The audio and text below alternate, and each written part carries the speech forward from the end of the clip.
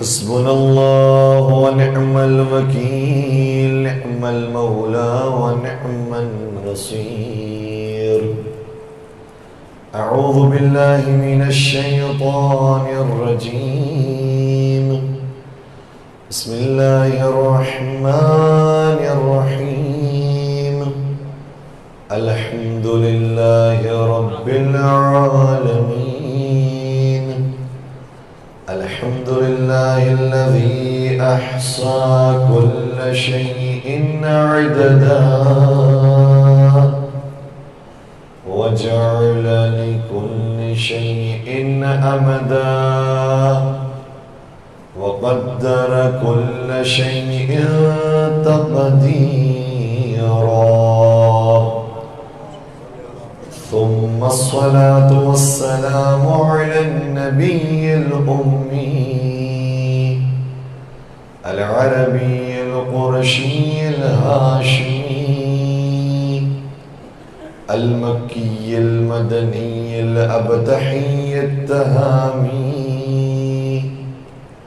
العبد المؤيد والرسول المسدد المصطفى الأمجد المحمود الأحمد حبيب إله العالمين أبي القاسم محمد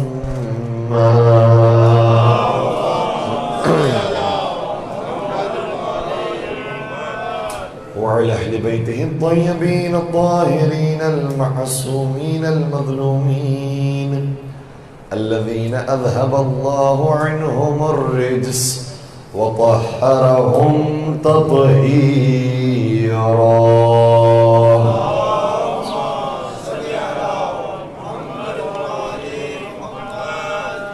ولعنة الله على أعدائهم أجمعين.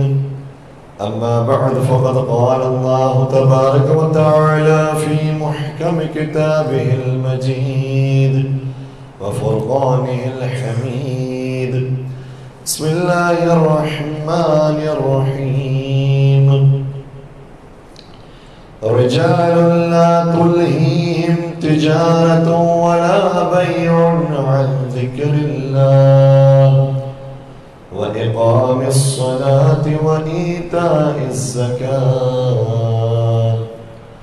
يخافون يوما تتقلب فيه القلوب والأبصار. درود پڑھ دیجئے.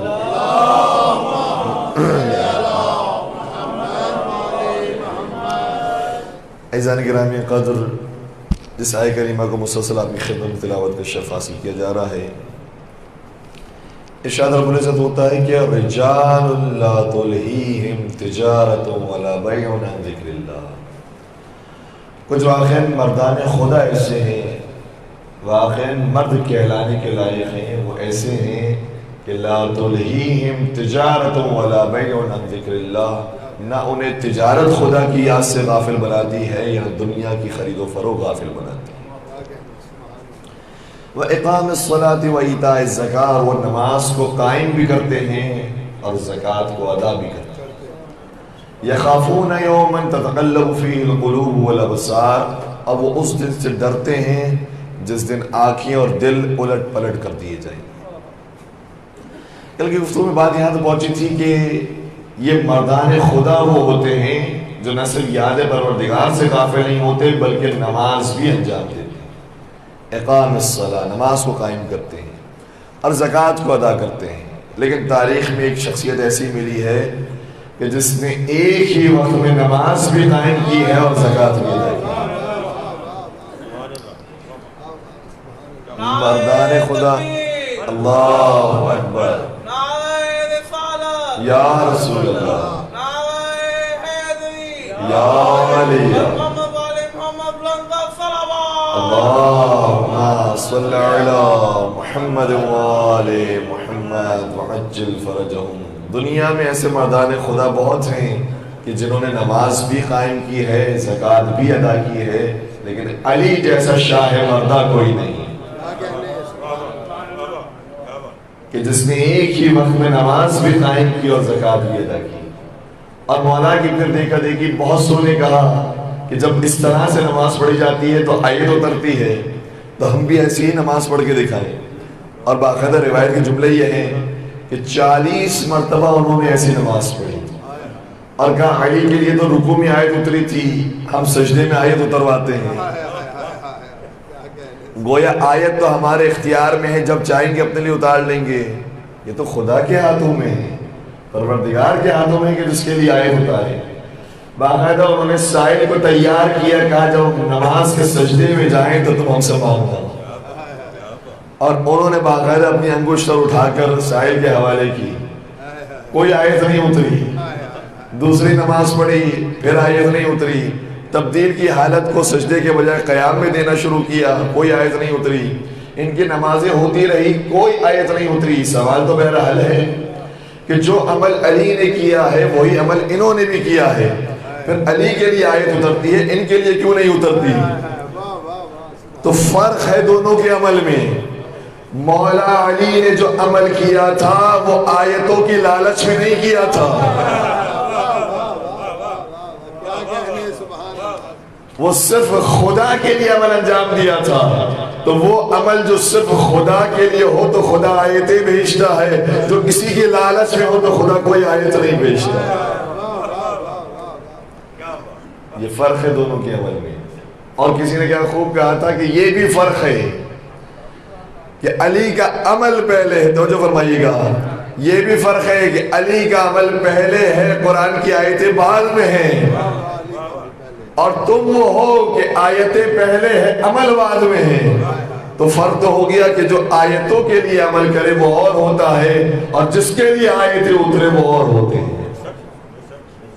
اور کسی نے کیا خوب کہا کہ حیدر کی ہمسری میں جو فیاض بن گئے. یہ بھی عجیب بات ہے کہ علی کی دشمنی اور علی کی ہمسری لوگوں کو نیکیوں کی طرف ہی لے کر آتی ہے، کیونکہ خود نیکیوں کا پہاڑ ہے، نیکیوں کا سرچشمہ ہے. تو اگر کوئی علی سے مقابلہ کرنا چاہے گا تو بالآخر مجبور ہی ہوگا کہ علی جیسا بن کر دکھائے، علی جیسا بننے کی کوشش کرے گا. کوشش تو بہرحال کر سکتا ہے، لیکن پروردگار نیتوں کو جانتا ہے کہ کس نیت کے ساتھ یہ عمل انجام دے رہے ہیں. حیدر کی ہمسری میں جو فیاض بن گئے، حیدر کی دشمنی میں جو فیاض بن گئے، ان کی نماز بھی گئی انگشتری کے ساتھ.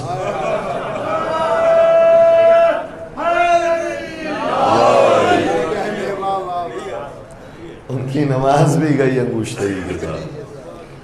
تو کچھ لوگ ایسے ہیں کہ جو کسی لالچ میں کوئی نیک عمل انجام دے رہے ہوتے ہیں، لیکن حضرت علی مرتضیٰ نے وہ عمل دکھایا ہے کہ جو صرف پروردگار کے لیے. اسی لیے مسجد لگی ہوئی تھی. عام طور پر نبی اکرم کا طریقہ کار یہ ہوتا تھا کہ مسجد کے بعد سوال کرتے تھے کہ آج کون ایسا ہے جو ایک نیک عمل انجام دے کر آیا ہے.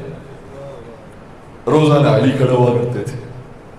سارا مجمع موجود ہے، سارے صحابہ موجود ہیں، سبھی محترم ہیں، اور ہر نماز فجر کے بعد یہ سوال ہو رہا ہے کہ بتاؤ آج کون ایسا ہے جو نیک عمل انجام دے کر مسجد میں آیا ہے. علی مرتضیٰ کا ہاتھ ہمیشہ کھڑا ہوتا. یہ تو وہ ہاتھ ہے جو میدان ہو یا مسجد ہو ہر وقت کھڑا ہوتا ہے، یا رسول اللہ میں نیک عمل انجام دے کر آیا ہوں. اور کوئی نہ کوئی اپنے نیک عمل کا، چونکہ نبی اکرم سوال کیا کرتے تھے کس کے ساتھ نیکی کی ہے تو بیان کرتے تھے.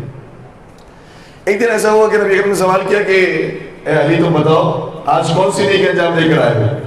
کہ جب میں گھر سے نکلا مسجد کے لیے تو راستے میں جناب مقداد سے ملاقات ہوئی، اور میں نے دیکھا کہ ان کی حالت بہت خراب ہے، بہت قسم و پرسی کے عالم میں ہے. تو میرے پاس جو 1 دینار موجود تھا وہ 1 دینار میں نے حضرت مقداد کو دے دیا. نبی اکرم نے شاہ فرمایا رحمت اللہ، پروردگار کی رحمتیں تجھ پر نازل ہو. بہت خوبصورت کام کیا. ابھی نبی اکرم تعریف بیان فرما رہے تھے کہ ایک اور شخص کھڑا ہوا، کہا یا رسول اللہ آج میں بھی نیک عمل انجام دے کر آیا. کہ تو نے کیا کیا ہے؟ کہ جب میں راستے سے آ رہا تھا تو ایک خانوادہ، ایک فیملی، وہ کسی سفر پر جانے والے تھے. میں نے اسے 1 دینار نہیں 1000 درہم دیے. 1000 درہم. اچھا دینار اور درہم میں فرق ہوتا ہے. 1 دینار 10 درہم کے برابر ہوتا ہے. یعنی فرض کیجئے کہ نبی اکرم نے یہ سوال کیا جب علی سے کہ آپ نے کتنا دیا، تو نبی نے علی نے فرمایا تھا کہ 1 دینار، 1 دینار سمجھ لیجئے کہ 10 درہم کے برابر ہے۔ علی نے 10 درہم دیے، اس نے 1000 درہم دیے۔ لیکن نبی نے جب یہ جواب سنا، نبی خاموش ہے، کوئی دعا نہیں فرماتے، کوئی تعریف نہیں کرتے۔ تو لوگوں میں بھی چیمیں گویا ہونا شروع ہو گئی کہ بات کیا ہے، اپنا کوئی کرے تو بڑی تعریفیں، بڑی دعائیں، اور کوئی دوسرا کرے تو اس کے لیے کوئی دعا نہیں، کوئی تعریف نہیں۔ انہیں اب تک یہی نہیں پتا یہ نبی وہ ہے کہ ما ينطق عن الهوى ان هو الا وحی یوحی، یہ نبی اپنی خواہشات سے کچھ کہتا ہی نہیں ہے، جو کہتا ہے وہی پروردگار کے مطابق ہوتا ہے۔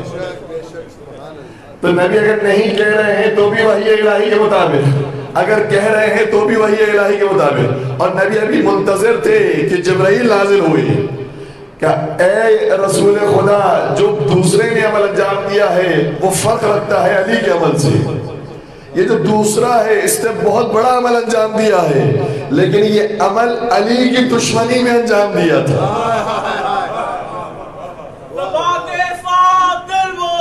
علی مولا، علی مولا، علی مولا، علی مولا، علی مولا، علی مولا، علی مولا، علی مولا۔ مل کر درود پڑھ دیجئے محمد والا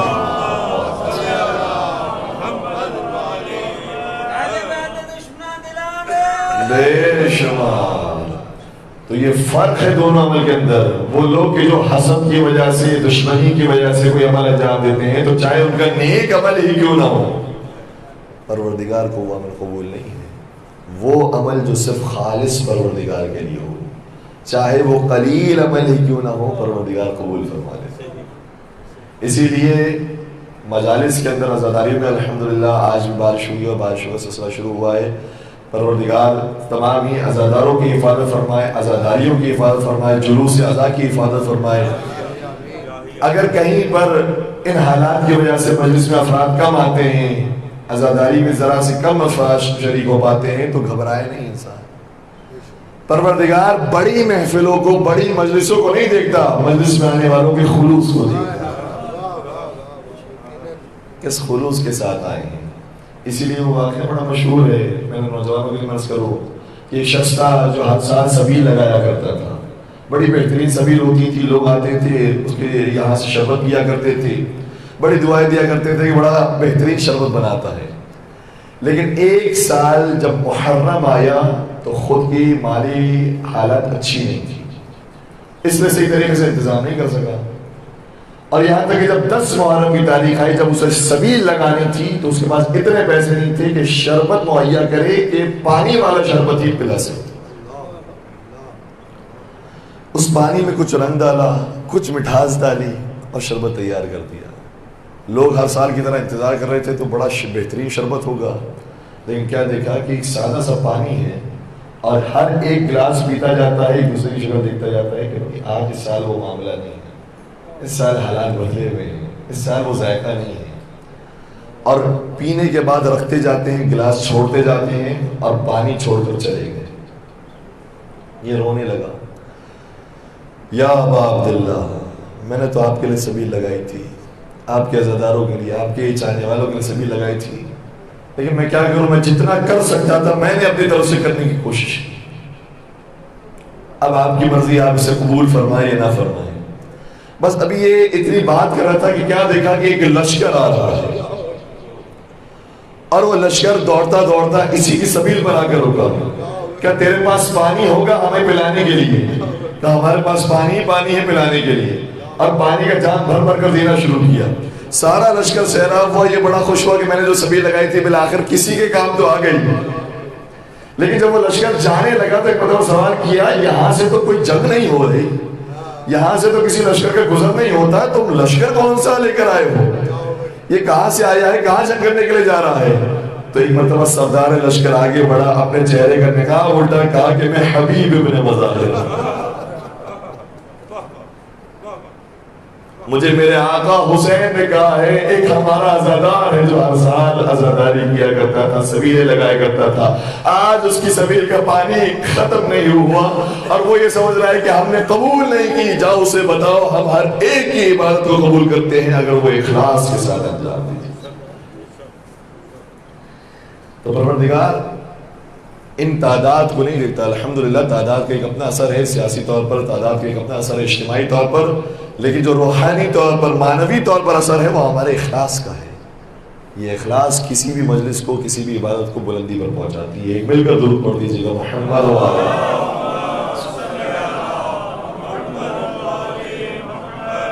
تو مولانا تقیان کی شان صرف یہ نہیں ہے کہ وہ میدان کے غازی ہیں، وہ مسجد کے نمازی بھی ہیں۔ صرف مولانا تقیان کی شان یہ نہیں ہے کہ وہ صرف مسجد کے نمازی ہوں، بلکہ میدان میں نکل کر لوگوں کی مدد کرنے والے بھی ہیں، سخاوت کرنے والے بھی ہیں، انفاق کرنے والے بھی ہیں۔ ہر میدان میں علی بلند نظر آتے ہیں، اور یہ حسن بصری کا جملہ یہ ہے کہ ان علیٰ کان فی امرہ علیٰ، علی تو اپنے ہر کام میں ہی علی ہے، علی اپنے ہر کام میں علی دکھائی دیتے ہیں۔ تو چاہے انفاق کا معاملہ ہو، سب سے آگے علی مرتضیٰ دکھائی دیتے ہیں۔ جنگ جمل ختم ہوئی، جنگ جمل کی واپسی پر مولانا تقیان بصرے میں داخل ہوئے اور بصرے کے بیت المال پر نظر پڑی۔ جیسے بصرے کے بیت المال پر نظر پڑی جس میں درم و دینار چمک رہے تھے، تو دیکھتے فرمایا غری غیری، لوگ تو مال کو دیکھ کر خوش ہو جاتے ہیں، اور بالخصوص وہ جو حاکمان وقت ہو مال کو دیکھ کر خوش ہو جاتے ہیں، لیکن علی نے مال کو دیکھا، فرمایا غری غیری، علی کے علاوہ کسی اور کو دھوکہ دے رہا ہوں، علی تیرے دھوکے میں آنے والا نہیں۔ اور اس کے بعد اپنے غلام خبر سے بیان فرمایا کہ اس میں جتنا مال موجود ہے سب کی 500 درہم کی تھیلیاں بناؤ، 500 درہم کی تھیلیاں بناؤ، اور ہمارے ہر سپاہی کو ایک تھیلی دو۔ یہ روایت ابن ابی الحدید معتزلی سنی عالم دین، انہوں نے اپنی کتاب شرح نہج البلاغہ میں لکھی، کہتے ہیں ہر ایک کو ایک تھیلی دی گئی۔ اب 500 درہم ہے، علی نے ابھی کاؤنٹ نہیں کیا ہے، شمار نہیں کیا ہے کہ یہاں کتنے درہم موجود ہیں۔ میں کہوں گا یا امیر المومنین کم نہ پڑ جائیں، سب کو 500 درہم دے رہے ہیں، پہلے شمار کر لیجئے، خدا نہ خاصہ اگر کم ہو گیا تو کوئی آ کر اعتراض کرے گا کہ تم نے علی کو پہچانا ہی نہیں۔ علی ایک نگاہ میں دیکھ لیتا ہے کہ درہم کتنے ہیں اور سپاہی کتنے ہیں۔ تم نے کبھی دیکھا ہے کہ تمہارے ہاتھوں میں انگلیاں کتنی ہیں؟ جب تم بغیر دیکھے یہ بتا دیتے ہو کہ تمہارے ہاتھوں میں 5 انگلیاں ہیں، تو ہم بغیر دیکھے یہ بتا دیتے ہیں کہ بیت المال میں مال کتنا ہے، لشکر کے سپاہیوں کی تعداد کتنی ہے۔ اور پھر ایک ایک کو جب تھیلی دی گئی اور 500 درہم تقسیم کیے گئے، تو جب آخری تھیلی بچی تھی تو آخری سپاہی بچ گئی اور سب میں برابر سے تقسیم ہو گئی۔ عجیب بات اب یہ لکھی ہے ابن ابی الحدید معتزلی نے کہ جو حصہ ایک عام سے سپاہی کو ملا تھا وہی حصہ علی نے اپنے لیے بھی رکھا۔ یہ نہیں کہا کہ بھائی میں تو سردار قبیلہ تھا، میں تو سردار لشکر تھا، مجھے تو زیادہ حصہ ملنا چاہیے، اور عام طور پر یہ طریقہ ہوتا ہے، لیکن یہ علی کا فیض ہے۔ کہا کہ میں ایک عام سپاہی کی طرح 500 درہم ہی رکھوں گا، اور یہ 500 درہم رکھ کر جب اپنے گھر کی طرف جانے لگے تو ایک شخص آ گیا، کہنے لگا یا امیر المومنین، میرا بھی بڑا دل تھا کہ میں اس جنگ میں شریک ہوتا ہوں، لیکن حالات نے مجھے مجبور کر دیا، میں آپ کے ساتھ جنگ میں شریک نہیں ہو سکا، یا امیر المومنین اگر کچھ ممکن ہو تو ہمیں بھی عطا فرمائیے۔ علی نے جو اپنا حصہ رکھا تھا عام سپاہی جیسا، وہ حصہ بھی اسے عطا کر دیا، کہا یہ تیرا حصہ۔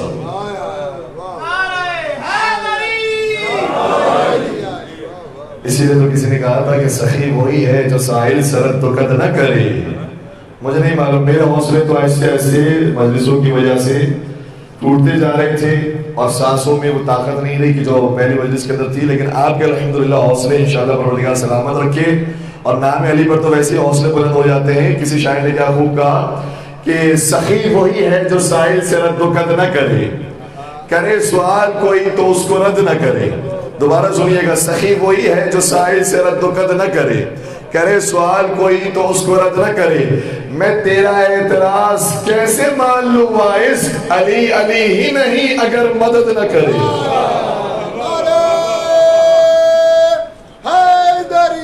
یا علی یا علی یا علی یا علی مدد اب حیدر. تو مولا متقیان وہ ہیں کہ جو مسجد کے بھی نمازی ہیں, جو میدان کے بھی غازی ہیں, اور عام غریبوں کے سامنے, عام منگتاؤں کے سامنے سب سے بڑے سخی بھی ہیں. اسی لیے اگر ملتا ہے تو نام علی پہ ملتا ہے, نام علی پہ فقیر بھی مانگے تو اسے ملتا ہے. علی مرتضیٰ نے وہ زندگی گزاری ہے کہ جس میں کبھی بھی کسی فقیر کو محتاج نہیں رکھا. بس علی کے عکاس کا نام عباس ہے. 8 محرم کی تاریخ ہے. حضرت علی مرتضیٰ کے عکاس کا نام عباس, جو آیت میں مسلسل آپ کی خدمت پیش کر رہا ہوں, رجال لا تلہیہم تجارت ولا بیع عن ذکر اللہ. کچھ مرد ایسے ہیں کہ جنہیں دنیا کا کوئی معاملہ بھی پروردگار سے غافل نہیں بناتا. تو چاہے وہ علی ہو یا علی کے علی بیٹے عباس, دنیا کا کوئی معاملہ انہیں غافل نہیں بناتا. اور حضرت ابو الفضل عباس کا بڑی شان ہے, میں انشاءاللہ کچھ آگے جا کر بیان کروں گا, لیکن ایک شان کا حصہ یہ ہے کہ جو شجاعت علی مرتضیٰ کے اندر تھی وہی شجاعت حضرت غازی ابو الفضل عباس کے اندر تھی. اور اسی وجہ سے جب یہ سفر شروع ہوا اور سفر ہوتے ہوتے مکہ میں پہنچے ہیں اور حج کا موسم شروع ہوا اور حاجیوں کی تعداد دنیا جہاں سے آنے لگی, اور پتہ چل گیا کہ انہی حاجیوں کے درمیان قاتل بھی موجود ہیں جو اپنے تلوار کو چھپائے ہوئے ہیں, تو حضرت ابو الفضل عباس اس مقام پر تشریف لے گئے کہ جہاں پر ان کے بابا کی ولادت ہوئی تھی. خانہ کعبہ پر تشریف لے گئے, خانہ کعبہ کی چھت پر قدم رکھا, وہ یہ خانہ کعبہ ہی کو منبر بنا دیا, اور یہ تھا منبر عباس. وہاں پر چڑھنے کے بعد اپنے حاجیوں سے اور حج پر آنے والے لوگوں سے بیان فرماتے ہیں. پورا خطبہ بیان فرمایا ہے, بس چند جملے آپ کی خدمت کرنا چاہتا ہوں. کیا خوبصورت انداز ہے, بڑے بڑے بزرگان موجود ہیں, سن رسیدہ افراد موجود ہیں, اسٹیٹس رکھنے والے لوگ موجود ہیں. کیا دیکھیں کہ علی کا علی بیٹا خانہ کعبہ کی چھت پر ہے. اور جہاں ارشاد فرمایا بسم اللہ الرحمن الرحیم, الحمدللہ الذی شرف هذا بقدوم ابیہ من کان بالامس بیتا اصبح قبلتا. سب سے پہلا جملہ, چاہے علی ہو چاہے اولاد علی ہو, یہ اللہ والوں کا کام ہوتا ہے. جب اپنی بات کا آغاز کرتے ہیں تو حمد پروردگار سے, الحمدللہ الذی, حمد ہے اس پروردگار کی, الحمدللہ الذی شرف هذا بقدوم ابی. اللہ اکبر, کیا جملے کہے ہیں کہ اے دنیا والو تم یہاں آتے ہو تاکہ تم مشرف ہو جاؤ, لیکن یاد رکھو خانہ کعبہ بھی کسی اور چیز سے مشرف ہوتا ہے. تمہارا شرف یہ ہے کہ خانہ کعبہ تک آ جاؤ, اور خانہ کعبہ کا شرف یہ ہے کہ علی کی ولادت اس گھر کے اندر ہو جائے. کیا جملہ کہا ہے, کیا تاریخی جملہ کہا ہے. الحمدللہ الذی شرف هذا بقدوم ابی. یہ بھی عجیب بات ہے. دیکھیں یہ پورا جو خطبہ بیان فرما رہے ہیں نا, وہ اپنے لیے بیان نہیں فرما رہے کہ میں کون ہوں, اور میں آگے چل کے بیان کروں گا. مولانا غازی عباس کا سب سے بڑا کمال ہی یہ ہے کہ انہوں نے اپنے آپ کو فنا کر دیا ذات حسین ابن علی, اپنے امام کے لیے قربان کر دیا. تو یہ پورا خطبہ جو بیان کر رہے ہیں یہ اپنے لیے بیان نہیں کر رہے, اپنے امام کے لیے بیان کر رہے. دیکھیں مولانا غازی عباس کے بابا کا نام کیا ہے, مولا علی. مولانا حسین کے بابا کا نام کیا ہے. تو کیا فرق پڑتا ہے کہ غازی عباس یہ کہیں کہ میرے بابا کی یہاں پر ولادت ہوئی تھی, یا یہ کہیں کہ حسین کے بابا کی یہاں پر ولادت ہوئی تھی. بات تو ایک ہی ہے, لیکن ان جملوں پہ توجہ فرمائیے گا. الحمدللہ الذی شرف هذا بقدوم ابیہ, حمد ہے اس پروردگار کی جس نے اس گھر کو شرف بخشا تو اس کے باپ کے قدموں کے صدقے. کیا ادب ہے, نہیں فرمائے میرے بابا کے قدموں میں, کہ اس کے بابا کے قدموں کے صدقے میں اس کعبے کو شرف ملا. اور پھر آگے شاہ فرماتے ہیں ایھا الکفرۃ الفجرہ, اے کافروں اے فاجروں. میں کہوں گا محلن محلن یا غازی عباس, ذرا رک جائیے, یہ تو حاجی ہیں, یہ تو مسلمان ہیں, آپ انہیں کیا کہہ کر پکار رہے ہیں. ایھا الکفرۃ الفجرہ, اے کافروں اے فاجروں. اس کا مطلب یہ ہوا کہ جو حسین کو چھوڑ دے اسے پھر مسلمان نہ کہو. اے ہماری دستگاہ کربلا حق کا سیدھا واسطہ کربلا کربلا حق کا سیدھا واسطہ کربلا کربلا محمد علیہ محمد صلی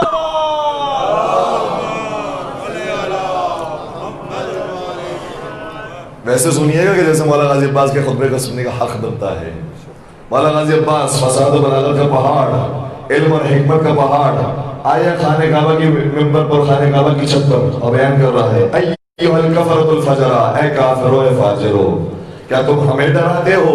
کیا تم حسین کو ڈراتے ہو؟ اتخوفون قوما یلعب بالطفولیہ فکیف کان فی الرجولیہ. فرمایا وہ قوم جو بچپن میں موت سے لڑنے کی عادی ہو، وہ جوان ہونے کے بعد موت سے کیسے لڑے گی؟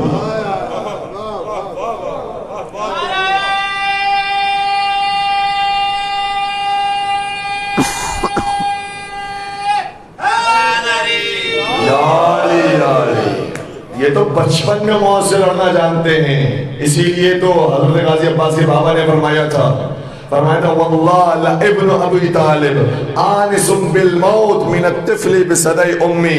خدا کی قسم ابو طالب کا بیٹا موت سے ایسے آشنا ہے جیسے شیر خوار بچہ اپنے ماں کے سینے سے آشنا ہے. اب تو موت سے ایسے گلے لگاتے ہیں. اتخوفون قوما یلعب بالطفولیہ فکیف کان فی الرجولیہ. وہ قوم جو بچپن میں لڑنے کی عادی ہو، وہ جوان ہونے کے بعد کیسے لڑنے والی ہے؟ ہمیں دھمکیاں نہ دینا، ہمارے سامنے مقابلے کے لیے نہ آنا. ہم موت کے لیے ہمیشہ حاضر رہتے ہیں.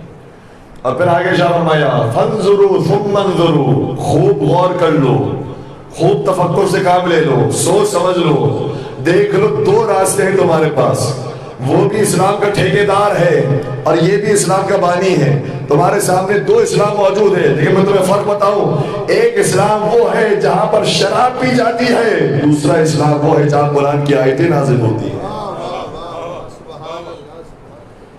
ایک اسلام وہ ہے کہ جہاں پر موسیقی سنی جاتی ہے، دوسرا اسلام وہ ہے جہاں پر تلاوت قرآن سنی جاتی ہے. دونوں اسلام کو اچھی طریقے سے پہچان لو. یہ دو الگ الگ اسلام ہیں.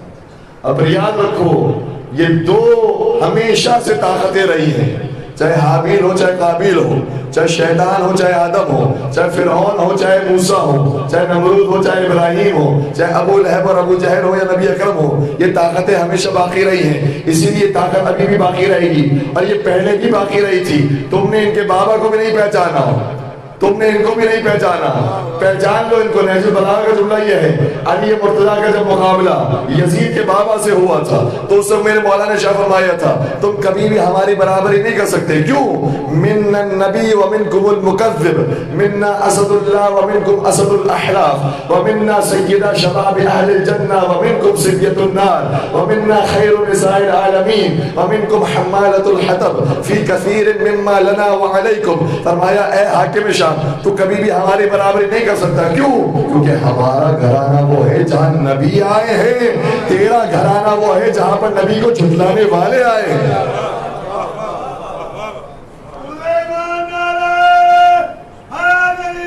یا علی یا علی. کبھی بھی تم ہماری برابری نہیں کر سکتے. صحیح ہے تم نے اسلام کو ظاہری طور پر پڑھ لیا ہے، کلمہ اسلام پڑھ کر داخل ہونا چاہتے ہو، لیکن تم ہی اسلام کو نقصان پہنچا رہے ہو. ہمارا گھرانہ وہ تھا جہاں نبی آئے تھے، تمہارا گھرانہ وہ ہے جہاں پر نبی کو جھٹلانے والے آئے. وَمِنَّا اسد اللہ، اور ہمارا گھرانہ وہ ہے جہاں اللہ کا شیر آیا ہے. یہ کس کو کہا گیا؟ مولا علی اپنے لیے تو نہیں کہہ رہے، مولا علی تو کسر نفسی سے کام لے رہے ہیں، لیکن اپنے گھرانے کی بات کر رہے ہیں جہاں پر شیر خدا جناب حمزہ آئے تھے. کہ ہمارا گھرانہ وہ ہے کہ جہاں پر جناب حمزہ آئے ہیں، شیر خدا آئے ہیں، اور تمہارا گھرانہ وہ ہے جہاں پر جھوٹی قسمیں کھانے والے شیر آئے ہیں. یہ جھوٹی قسمیں کھانے والا کون ہے؟ یہ اس کا باپ تھا جو ہر جنگ میں قسم کھایا کرتا تھا ہم اگلی جنگ میں آئیں گے تو تم سے بدلہ لیں گے، ہم اگلی جنگ میں آئیں گے تو تم سے بدلہ لیں گے. جب سال گزرنے لگے اور لوگوں نے کہا کہ جاؤ جنگ کرنے کے لیے محمد سے، کیا کہیں ابھی حالات سازگار نہیں ہیں، ابھی حالات اچھے نہیں ہیں، تو تم جھوٹی قسمیں کھانے کے تو شیر ہو، لیکن ہم میدان کے شیر ہیں. منا اسد اللہ ومنکم اسد الاحلاف، ہمارے یہاں اسد اللہ ہے، تمہارے یہاں جھوٹی قسمیں کھانے والا شیر ہے. ومنا سیدہ شباب اہل الجنہ ومنکم سبیۃ النار، ہمارا گھرانہ وہ ہے جہاں بچے بھی پیدا ہوتے ہیں تو جوانان جنت کے سردار ہوتے ہیں،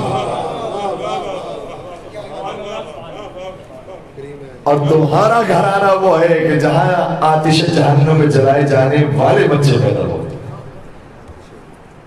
وَمِنَّا خَيْرُ نِسَاءِ الْعَالَمِينَ وَمِنْكُمْ حَمَّالَةُ الْحَطَبِ، ہمارے ہاں عورتوں کی سردار اور تمام عورتوں میں سب سے بہترین حضرت فاطمہ زہرا سلام علیہا کی ولادت ہوتی ہے.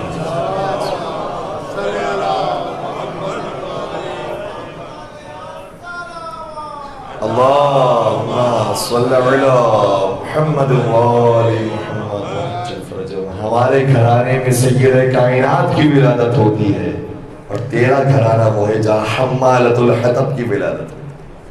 اس کے بارے میں قرآن نے کہا تبت یدا ابی لہب وتب ما اغنی عنہ مالہ وما کسب سیصلی نارا ذات لہب وامرأتہ حمالۃ الحطب. اے ابو لہب تجھ پر بھی لعنت ہو، تیری بیوی حمالۃ الحطب پر بھی لعنت. یہ کون ہے؟ یہ حاکم شام کی پھوپھی تھی، یہ حاکم شام کی پھوپھی تھی. کہ تو ہماری برابری نہیں کر سکتا، ہمارے گھرانے میں یہ پیدا ہوئے ہیں. اور پھر آگے فرمایا فی کثیر مما لنا وعلیکم، بہت سارے اور فضائل بھی ہیں جو ہمارے حق میں اور تیرے خلاف ہے، جو میں بیان نہیں کر رہا.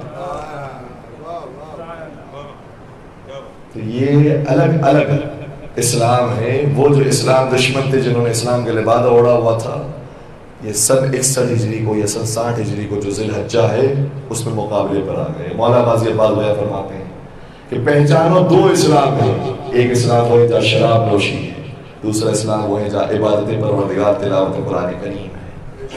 اور پھر آگے شاہ فرمایا اگر تم چاہتے ہو کہ ہم سے مقابلہ کرو تو پھر یاد رکھو انتم وقعتم فی الغلطہ، تم بہت بڑی غلطی میں مبتلا ہو. اگر یہ سمجھ رہے ہو کہ حسین ابن علی کو تم شہید کر سکتے ہو، تم بہت بڑی غلطی میں مبتلا ہو. کیونکہ جب تک میرا باپ علی زندہ تھا تو اس کے نانا نبی کی حفاظت وہ کیا کرتا تھا، اور جب تک میں زندہ ہوں تو میں اس کی حفاظت کروں گا.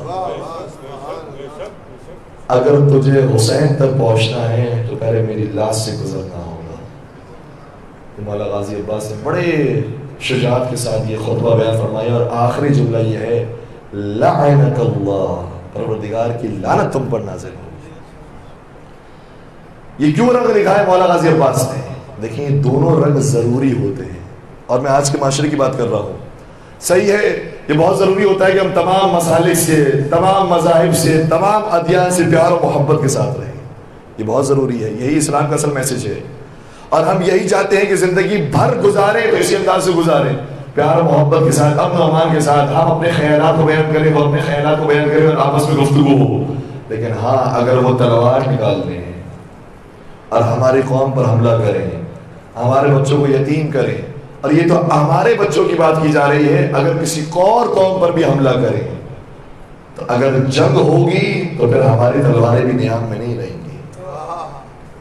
یہ مولا غازی عباس نے درس دیا ہے. اے مولا غازی عباس آپ پر ہماری جان قربان.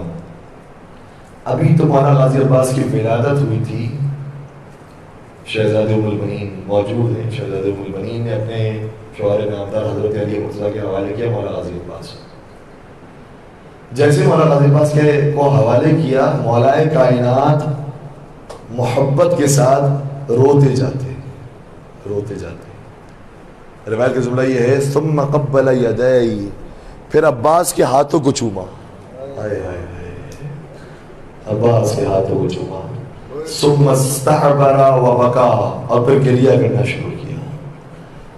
شہزادی ام البنین نے فرمایا اے مولا کیا میرے عباس میں بھی نقص موجود ہے؟ جہاں ان کے ہاتھوں کو دیکھ رہے ہیں، ان کے ہاتھوں کو چوم رہے ہیں اور روتے جاتے ہیں، کیا میرے عباس کے ہاتھوں میں کوئی نقص موجود ہے؟ کہا نہیں ام المنین، تم یہاں مدینے کو دیکھ رہی ہو، میں کربلا کو دیکھ رہا ہوں. یہی ہاتھ وہ ہوں گے جو میرے بیٹے حسین کی محبت میں ذبح کر دیے جائیں. بس غازی عباس تو پروان چڑھے ہیں تو حسین کی محبت میں پروان چڑھے ہیں. جہاں جہاں حسین وہاں وہاں عباس. دو جملے اجازت. بسم اللہ فرمائیے. تھا فاطمہ کا حیدر و صفدر سے یہ کلام. سبحان اللہ. تھا فاطمہ کا حیدر و صفدر سے یہ کلام.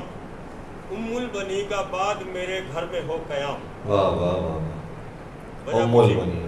پاتے ہیں ہم وفا کا یہاں خاص تھا نظام.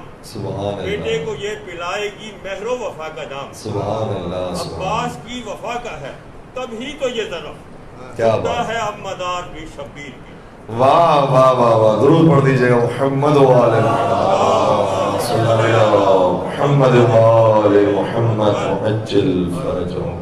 اور حضرت غازی ابو الفضل عباس جن کا لقب ابو الفضل ہے، کسی نے کہا انہیں ابو الفضل نہ کہو، کربلا کے بعد ابو الفضائل کہو. فضائل کے باپ کا نام عباس. جس طریقے سے حضرت ابو عبداللہ کہا جاتا ہے، مولا امام حسین کا کیا کنیت ہے؟ ابا عبداللہ. کیوں؟ عبداللہ کے بابا ٹھیک ہے، تاریخ کے اعتبار سے عبداللہ کے بابا ہیں، لیکن علماء بیان فرماتے ہیں اصل میں عبدیت پروردگار کرنے والوں کے بابا کا نام حسین ہے. بندگی پروردگار کرنے والوں کے باپ کا نام حسین ہے. مولا غازی عباس کو بھی ابو الفضائل کہا جائے، فضائل کے باپ ہے. بس وہ غازی عباس انہیں پتہ ہی تھا کہ ہمیں کربلا کے لیے مانگا گیا ہے. محرم کے ایام قریب آئے اور ہر موقع پر حضرت غازی عباس گرچہ بھائی ہوتے تھے لیکن ہمیشہ غلام بن کر دکھایا. قرآن نے کتنے بھائیوں کا ذکر کیا، حابیل اور قابیل کا ذکر کیا، لیکن بار بار بتایا ان میں حسد موجود تھا، دشمنی موجود تھی.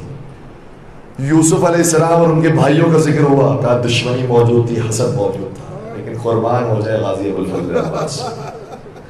آپ کے بابا بھی وہی ہیں جو حسین کے بابا ہیں، آپ کے بھیا بھی وہی ہیں جو حسین کے بھیا ہیں، آپ بھی اسی گھرانے سے ہیں کہ جو حسین کا گھرانہ ہے. لیکن ایک مقام پر بھی بتا دو کہ کب حسین نے حکم دیا ہو اور عباس نے کہا ہو کہ نہیں میں یہ انجام نہیں دے سکتا. ہر موقع پر سب سے پہل کرنے والے غازی عباس. اسی لیے ایک جملہ ہے جو آقا سید سجاد نے فرمایا، جب حضرت ابو الفضل عباس کے ایک بیٹے عبید اللہ ابن عباس جو مدینہ میں تھے ان کو دیکھا تو فرمایا تمہارے بابا عباس نے وہ کمال کیا ہے کربلا کے میدان میں جو کسی اور شہید نے نہیں کیا. پھر آگے شاہ فرمایا ان للعباس عند اللہ منزلۃ یغبطہ بها جمیع الشہداء. فرمایا کہ قیامت کا میدان ہوگا اور سارے شہداء کو لایا جائے گا، آدم سے لے کر خاتم تک، خاتم سے لے کر قیامت تک جتنے شہداء ہیں سبھی کو لایا جائے گا، اور حضرت ابو الفضل عباس کو بھی لایا جائے گا. تو عباس کا مقام اتنا بلند ہوگا کہ شہداء رش کریں گے کہ کاش ہم بھی عباس کے مقام تک پہنچ جائیں. شہداء کا مقام کم نہیں ہے. انبیاء، صالحین، صدیقین، ان کے مرحلے پر شہداء کا مقام ہوگا. لیکن جب وہ عباس کے مقام کو دیکھیں گے تو کہیں گے کاش ہمارا مقام بھی ویسا ہوتا. ہائے ابو الفضل عباس. بس عزیزو، مولا غازی عباس کربلا کے سرزمین میں آئے. جو حکم امام آتا جاتا تھا ویسا ہوا کرتے جاتے تھے، یہاں تک کہ شب عاشور آ گئی. شب عاشور آئی تھی. حضرت زہیر نے مولا غازی عباس سے کہا، حضرت زہیر عمر میں بڑے ہوتے تھے، غازی عباس چھوٹے ہوتے تھے. کہا کہ اے عباس تمہیں معلوم ہے تمہارے بابا نے تمہیں کیوں مانگا تھا؟ دیکھیں جس کو پہلے ہی پتا ہو کہ کیوں مانگا ہے، اگر کوئی یہ کہے تو اسے جوش آ جاتا ہے. فرمانے لگے یا زہیر اتشجعنی فی مثل ھذا اليوم، اے زہیر کہ آج کے دن تم مجھے جوش دلانا چاہتے ہو، کل دیکھنا عباس کیسا جہاد کرتا. کل عاشور کا دن ہے نا، کل ہی کے لیے تو عباس کو مانگا گیا. میں آپ تمام کی طرف سے اپنے ہاتھوں کو جوڑ کر عرض کروں گا، اے غازی عباس جب عاشور کا دن آئے گا ہر ایک کو عزت جہاد مل جائے گا. اگر عزت جہاد نہ ملے گا تو آپ کو نہ ملے گا. ہر ایک کا امتحان یہ ہے کہ وہ میدان میں جائے اور لڑ کر بتائے. آپ کا امتحان یہ ہے کہ آپ تلوار کو نیام میں رکھ کر دکھائیں. اجرکم علی اللہ، اجرکم علی اللہ. میرے ذہن میں روایتیں بہت سی آ رہی ہیں، ایک چھوٹی سی روایت اور عرض کروں. ایک عالم دین تھے، ماہ محرم کے ایام آئے، گریہ کرنے لگے. گریہ کرتے کرتے جب سو گئے تو خواب میں مولا حسین دکھائی دیے. مولا حسین کا وہ جسم اور وہ بدن مبارک دکھائی دیا جو روز عاشور تھا، زخموں سے چور تھے، ہر جگہ سے خون جاری تھا۔ ایک مرتبہ سوال کرنے لگا، کہا یا حسین یہ بتائیے آپ کے یہ زخم جو موجود ہیں اس پر اگر میں مرہم رکھنا چاہوں تو کیا کروں؟ میں کیا کروں کہ آپ کے زخموں پر مرہم آ جائے؟ کہ ہمارے زیادہ سے زیادہ مصائب کو بیان کرو، ہماری زیادہ سے زیادہ مجالس منعقد کرو، یہ محرم کے ایام میں مصائب پڑھتے رہے، مصائب بیان کرتے رہے، مجلسیں رکھتے رہے۔ اور پھر دوبارہ سے مولا کو خواب میں دیکھا تو کیا دیکھا؟ مولا کا سارا بدن ٹھیک ہو گیا، سارا بدن صحیح ہو گیا، صرف سینے میں ایک زخم باقی رہ گیا۔ کہ آقا یہ زخم کیوں ٹھیک نہ ہوا؟ کہ یہ زخم کبھی بھی ٹھیک نہ ہو سکے گا۔ کہ کیوں یہ ٹھیک نہ ہوا؟ کہ یہ دو داغ ہیں جو سینے میں موجود ہیں، ایک اکبر کا داغ ہے، ایک عباس کا غم ہے۔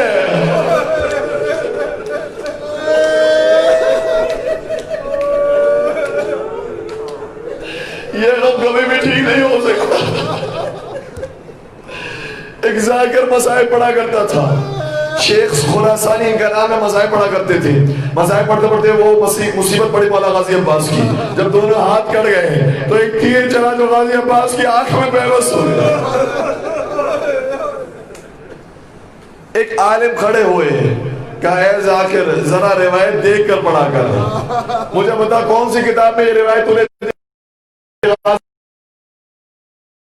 کہ مجھے تو نہیں معلوم، میں نے تو سنا تھا اس لیے میں نے مسائل پڑھ دی ہے، کہ آئندہ کتاب دیکھ کر پڑھتا ہوں۔ یہ کہنے کے بعد وہ عالم چلا گیا، لیکن خواب میں غازی ابوالفضل عباس کو دیکھا۔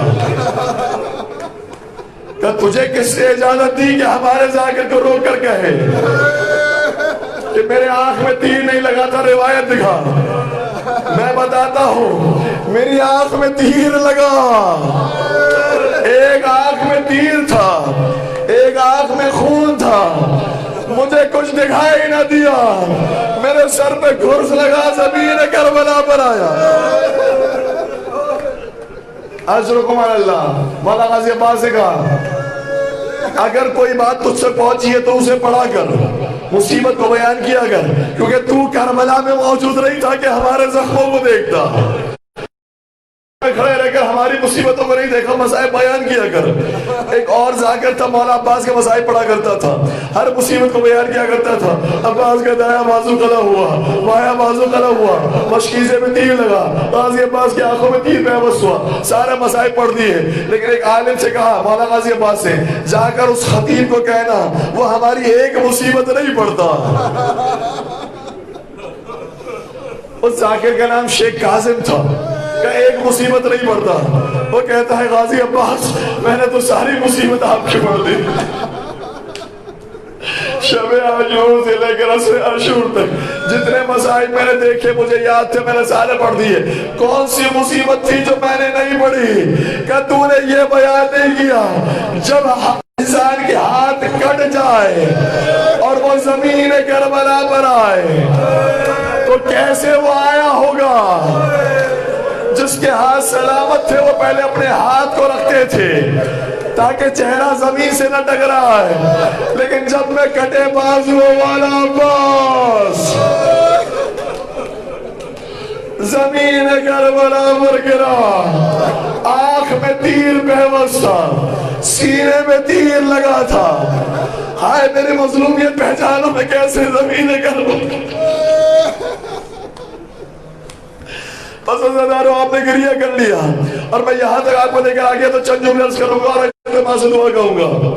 جب مولا غازی عباس زمین کربلا پر آئے، آقا نے فرمایا الان انکسر ظہری، عباس تم نہیں گئے میری کمر ٹوٹ گئی۔ آئے مولا غازی عباس کے لاشے پر، لاشے پر آنے کے بعد کچھ جملے کہے، کہا عباس تم دیکھتے رہے لشکر میرا مذاق اڑا رہا ہے، جو اب تک ہمارے خوف سے بیدار رہتا تھا اب اسے سکون کی نیند آئے گی۔ اور یہ بھی تو سنتے جاؤ ان بیویوں کا کیا عالم ہے جو تمہارے ہونے سے اب تک سویا کرتی تھی وہ زندگی بھر اب جاگا کرے۔ اجرکم علی اللہ۔ حق بنتا ہے ام البنین کے لائل کو اس طرح سے پرسہ دیا جائے۔ مولا امام حسین کو پرسہ دے رہے غازی عباس کا، 8 محرم کی تاریخ ہے، خدا جانے اگلے سال کا محرم نصیب ہونا ہو۔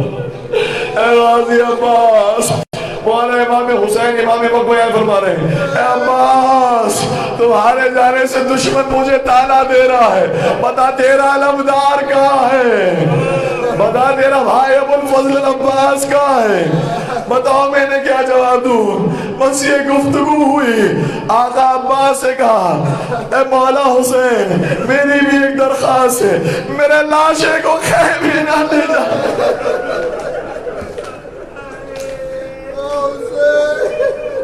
اجرکم اللہ، آپ نے بڑا کریا کیا، دو جملے اور سنتے جائیے۔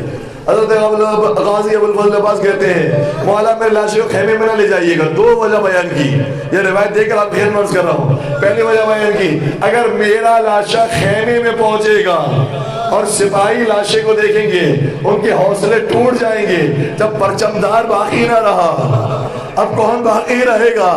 اور دوسری وجہ بیان کی جب میرا لاشا سکینہ دیکھے گا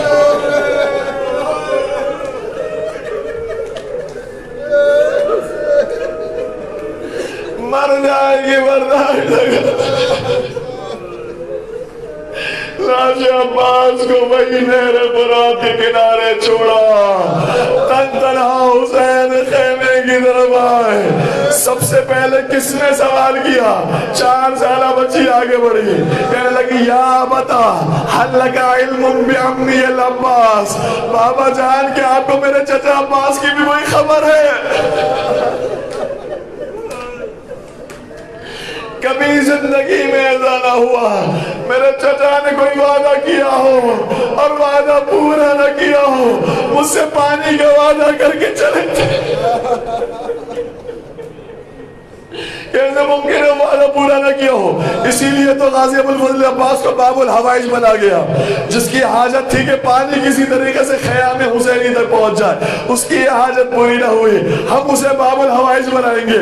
اب دنیا کا کوئی بھی شخص عباس کے واسطے سے دعا کرے گا، اس کی دعا رد نہیں کی جائے گی۔ بس اللہ دارو ایک روایت کا جملہ اور عرض کرو، ہمارے پاس کچھ وقت موجود ہے۔ غازی ابو الفضل عباس سکینہ روتی رہی، یاد کرتی رہی غازی ابو الفضل عباس کو۔ اسی لیے علماء کرام میں فرماتے ہیں جب کبھی قبر عباس پر جانا نصیب ہو، جب کبھی کربلا میں حضرت ابو الفضل عباس کے حرم میں جانا نصیب ہو، علم کے سائے میں آنا نصیب ہو، ہر ایک کا نام عباس کے علم کے سامنے لے لینا، لیکن نام سکینہ کبھی نہ لے۔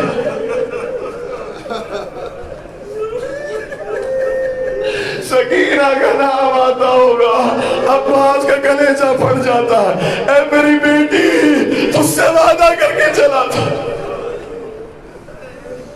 بزرگانوں ایک روایت سنیے گا، حضرت ابو الفضل عباس کی قبر مبارک تیار ہو گئی، ان کے گنبد تیار ہو گیا، ان کے حرم تیار ہو گیا۔ آپ کو معلوم ہے حضرت ابو الفضل عباس کی قبر پر پانی موجود ہے، وہ جو پیاسوں کی پیاس بجھانے کے لیے گیا تھا اس کی پیاس کو اس طریقے سے پروردگار نے بجھایا ہے، ہر طرف پانی موجود ہے۔ ایک زمانے میں ان کی قبر تھوڑی سی خراب ہو گئی، علامہ مہدی بیر العلوم سے کہا گیا آپ تشریف لائیے، آپ قبر عباس کو درست کیجئے۔ علامہ تشریف لائے، انجینئر موجود تھے، معمار موجود تھے، انہوں نے دیکھا قبر حضرت ابو الفضل عباس کو، کیا دیکھا کہ قبر ابو الفضل عباس بہت چھوٹی سی ہے۔ وہ انجینئر جسے پتہ ہی نہ ہو کہ ماجرا کیا تھا، کہنے لگا کہ اے علامہ مہدی بیر العلوم، ہم نے تو سنا تھا حضرت ابو الفضل عباس کا قد بہت بلند تھا، جب وہ رکاب میں پاؤں ڈالا کرتے تھے تو رکاب میں نہیں آتے تھے، زمین پر پہنچ جایا کرتے تھے، کیا وہ روایتیں غلط ہیں؟ کیا وہ ہم نے غلط سنا ہے؟ مہدی بیر العلوم اپنے سر کا ماما اتارتے ہیں، سر کو پیٹتے ہیں، ارے تو نے کون سی مصیبت یاد دلا دی؟ تو نے جو سنا ہے وہ بھی صحیح سنا ہے، یہ قبر بھی بالکل ٹھیک ہے، وجہ یہ ہے حضرت ابو الفضل عباس کا قد تو بہت تھا، لیکن جب زمین کربلا پر آئے جن کے دلوں میں بغض علی موجود تھا، عباس کے قریب آئے، ایسی تلواریں چلی، عباس کے بدن کے ٹکڑے ہو گئے، فَقَطُّوهُ بِسُيُوفِهِمْ اِرْبًا اِرْبًا، عباس کے بدن کے ٹکڑے کر دیے، عباس کا بدن سالم نہ رہا۔ یہ ٹکڑے ہیں جو اس قبر میں موجود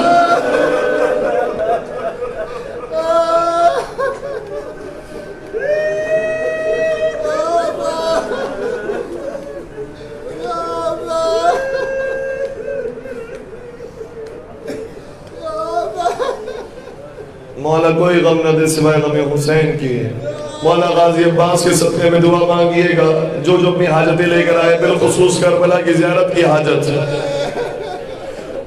علماء بیان فرماتے ہیں اس طریقے سے غازی ابوالفضل عباس کا واسطہ خدا کے حضور پیش کیا جائے تو رد نہیں ہوتا. بسم اللہ الرحمن الرحیم.